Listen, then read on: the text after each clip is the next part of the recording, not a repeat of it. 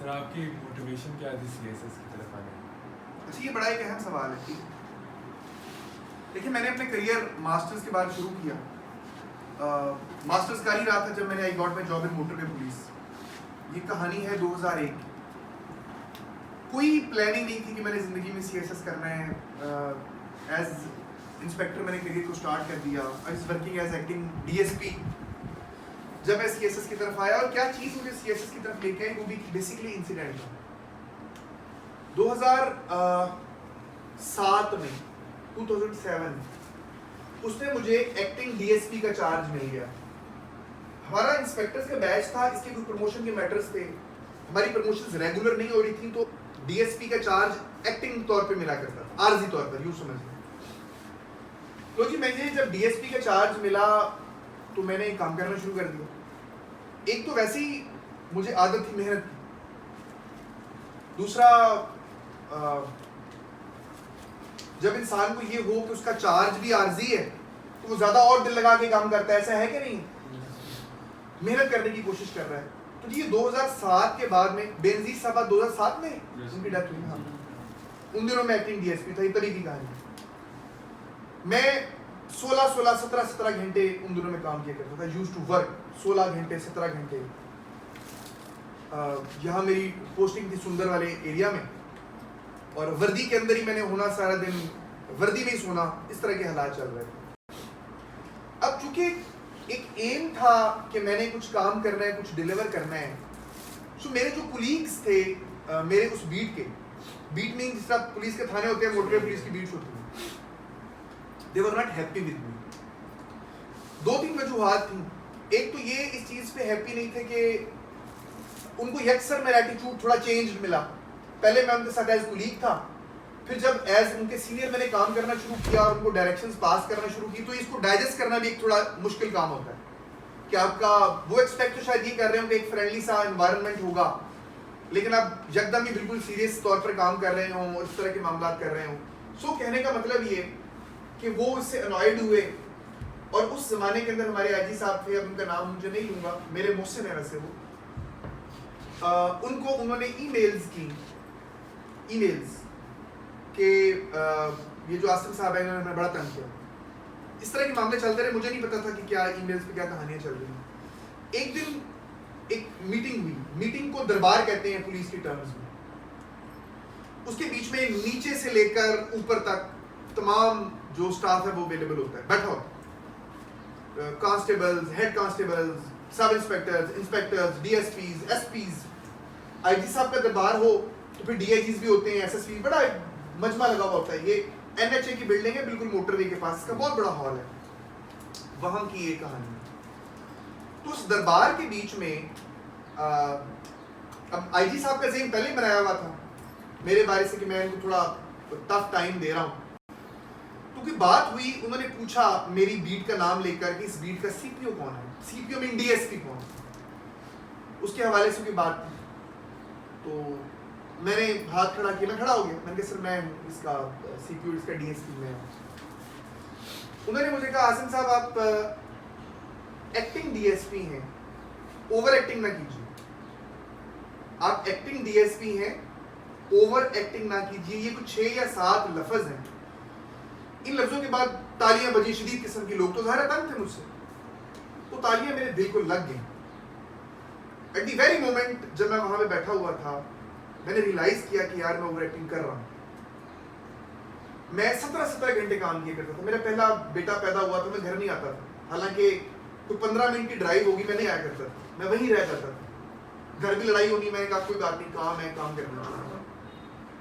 मुझे लगा कि मैं 8 घंटे की मोटरवे पुलिस की ड्यूटी है, मैं उसको छोड़ के 17 घंटे काम कर रहा था।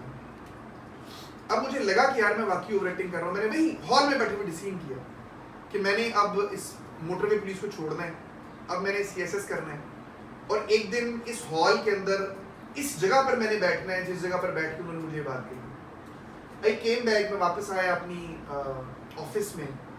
मैंने किताबें मंगवाई, उनको पढ़ना शुरू कर दिया और अनाउंस कर दिया सबको कि जी मैं I am no more going to be the part of motorway police, मैं छोड़ के जा रहा हूँ। मैंने एक्टिंग जो चार्ज था डीएसपी का वो भी छोड़ा, क्योंकि बहुत ज़्यादा टाइम टेकिंग काम था। मैंने जो एक्स्ट्रा टाइम मैं अपने काम को देता था 8 घंटे के बाद, मैंने उसको अपनी पढ़ाई को देना शुरू किया। मेरी पोस्टिंग हो गई उससे अगली बीट के बीच में, मतलब मुझे लाहौर से कोई 70-80 किलोमीटर 100 किलोमीटर जाना पड़ता था ड्यूटी तक पहुंचने के लिए। अब ये आम कोई बंदा समझे तो उसके लिए ये भी रुकावट है कि 8 घंटे की ड्यूटी है, 1.5 घंटा जाने में 1.5 घंटा आने में, बस पे बैठ के जाना होता था, पेट्रोल तो उसको अफोर्ड नहीं करते थे, ना सरकारी गाड़ी होती थी जो घर से लेके लेके आए, ना ड्राइवर होता था। तो मैंने बस के ऊपर बैठ के जाना, तो जाते हुए मैंने अपने साथ पूरा बस्ता भरा होता था किताबों का, क्योंकि मेरी पहली और आखिरी अटेम्प्ट थी।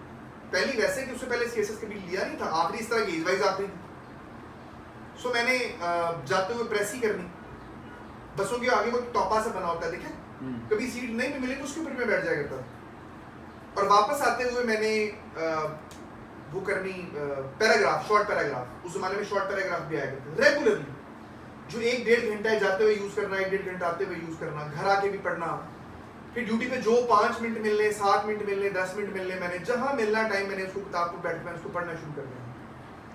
इस पूरे पीरियड के बीच में जो मेरा पूरा फेज है, जिस तरह आज आपको गाइडलाइन अवेलेबल है, मुझे नहीं थी अवेलेबल, कतई नहीं थी, पता ही नहीं था, इतना इंटरनेट भी नहीं हुआ करता था उस जमाने में।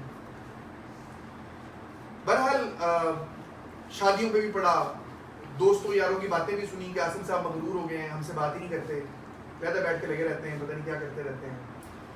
लेकिन एक पूरा इस फेज को मैंने गुजारा, इस फेज को गुजारा। अच्छा, फिर इसमें जो अहम बात है जो बताने वाली है वो नहीं आईजी साहब की। एक चीज तो मैंने आपको बता दी, मैं क्यों मैं अपना मोहसिन समझता हूँ। जब ये सीएसएस के लिए अप्लाई करने का टाइम आया, मैंने अप्लाई किया और छुट्टी अप्लाई की। इस छुट्टी का निज़ाम भी उन्हीं आईजी साहब ने शुरू किया था, उससे पहले सीएसएस की छुट्टी का निज़ाम नहीं था, ये निज़ाम उन्होंने शुरू किया था। तो उन्होंने मुझे, मैंने जब अप्लाई किया तो उन्होंने मुझे कॉल की, ऑर्डर रूम उसको कहते हैं, कि वो बुलाते हैं, पूछते हैं कि जी हाँ आप क्यों करना चाहते हैं सीएसएस, वो जज करते हैं कि बच्चा सीरियस भी है कि नहीं, या भी छुट्टी ले रहा है। लो जी, उन्होंने मुझे बुलाया और मुझे बुला के कहते हैं कि आप का ये आखिरी चांस बनता है सीएसएस का, पहले आपने सीएसएस में कभी गया नहीं, तो अब क्यों सीएसएस की तरफ आ गए।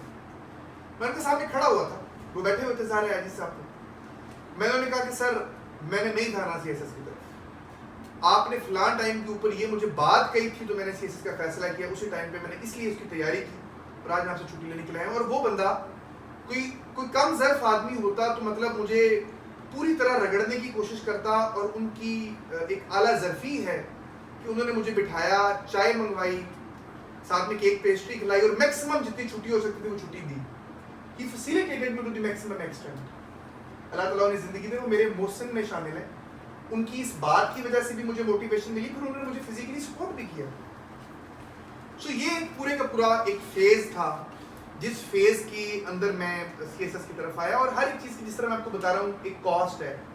मैंने नहाते हुए भी पढ़ा है, मैंने बड़ा एक एनालाइज किया कि मैं गर्मियों में 3 से 4 दफ़ा मैं नहाता हूँ, कि टाइम मेरा बड़ा ज़ाया जाता है, 10-10 मिनट करके 40 मिनट लगते हैं, ये ज़ाया हो रहा है।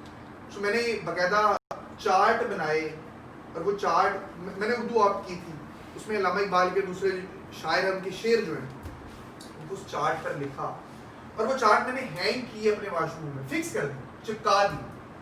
मकसद ये था कि मैं इन शेरों को याद करने के लिए मुझे एक्स्ट्रा टाइम ना देना पड़े, मैं नहाते हुए सिर्फ उन शेरों को देखता रहूं और ऑटोमेटिकली वो मेरे ज़हन में। और ऐसा ही हुआ कि वो मैंने शेर को सैकड़ों में थे जो मैंने याद किए, सिर्फ उस नहाने के 10-10 मिनट को यूटिलाइज करते हुए। मैं चाय पीने के टाइम को भी मैंने यूज़ किया, नाश्ते के टाइम पे कुछ और काम करता था, खाने के टाइम के लिए एक और टॉपिक और सब्जेक्ट रखा हुआ होता था। So this is the whole story, जो सारी की सारी। अच्छा, फिर इस हद तक मोटिवेशन थी कि सुबह जब हम रात में ड्यूटी किया करता था, सुबह जब ड्यूटी खत्म हो जाती थी तो होता था कि टाइम वेस्ट ना हो, जल्दी घर जाएं ताकि दोबारा घर जाके दोबारा अपने पढ़ने के लिए मैंने बैठना है। ये जो मुर्गी वाले डाले नहीं होते, ये जो मुर्गियाँ लेके भागे भागे आ रहे होते हैं, मैंने तकरीबन कुछ 6 महीने इनके ऊपर ट्रैवलिंग की है वापस ड्यूटी से आते हुए, क्योंकि ये बड़ी जल्दी आते हैं नॉन। मैंने बस का वेट नहीं करता था कि बस का वेट भी ना करना पड़े, इन्हीं के ऊपर बैठ जाएं, जो चीज़ मिल रही है बैठ के पढ़ते हुए आए और सारा कुछ करें। सो ये पूरी की पूरी कॉस्ट है जो कि मैंने अदा की उस पूरे के पूरे फेज की। और देन अल्हम्दुलिल्लाह अपने फैमिली के अंदर मैं पहला शख्स था जो कि जिसने सीएसएस किया, got 33rd position in Pakistan, DMG मिला। फिर उसके बाद में मेरे भाई आए इस फील्ड में, ILS में आया वो, छोटी बहन OMG में आई, मेरे स्टूडेंट है सारे ज़ाहिर है वो, फिर उसके बाद में भांजी मेरी आई, पोस्टल उसको मिला। मेरे पहले बैच के जो स्टूडेंट्स हैं वो बच्चा SP है, जो बच्ची है वो डिप्टी सेक्रेटरी थी, आजकल मैं तो पता नहीं DMG में कहाँ पोस्टेड है। सो ये लड़का जो है DC कस्टम है, मिलिट्री लैंड वाला जो है वो भी चला गया 18वें ग्रेड के बीच में। सो ये पूरी की पूरी एक चीज़ है, एक पूरा यूँ समझ लेंगे एक फेज़ है जो कि गुजारना पड़ा। तो कामयाबी की कॉस्ट है ये, कभी भी मतलब कि मैं हैरान होता हूँ कि कोई कहता है कि जी 4 महीने पढ़ के 5 महीने पढ़ के CSS जो नहीं होता यार, एक पूरी कॉस्ट आपको इसकी पे करनी पड़ती है। और अल्लाह रब्बुल इज़्ज़त जो है इस मामले में बहुत मुनसिफुल मिजाज है। जब आप एक ख़ास कॉस्ट अदा कर देते हैं, मैं यकीन करें कि मैं कन्विंस्ड हूँ इस चीज़ के ऊपर कि आपकी नीयत बहुत एक अहम रोल प्ले करती है आपकी कामयाबी को और आपकी मंजिल को डिटरमिन करने में। जब इस प्रोसेस से आप गुजर रहे होते हो तो अल्लाह रब्बुल इज़्ज़त की तमाम चीज़ें देख रहे होते हैं कि आपने कितनी लगन से काम किया है, and ultimately you get it, ultimately आपको ये चीज़ें मिल जाती हैं। सो मेरी बिल्कुल आप लोगों के लिए एक ये है कि अगर तो आपने CSS का फैसला किया हुआ है तो बिल्कुल एक इसको एक सीरियस टास्क समझ कर करें, जो इसकी एक जो कॉस्ट है, जो ये डिज़र्व करता है। पाकिस्तान का सबसे बड़ा इम्तिहान है, जो ये डिज़र्व करता है कि इसके लिए वो कॉस्ट पे की जाए, उसको ज़रूर पे करें। अगर आप नहीं करेंगे तो ये नहीं होने वाला। This is all.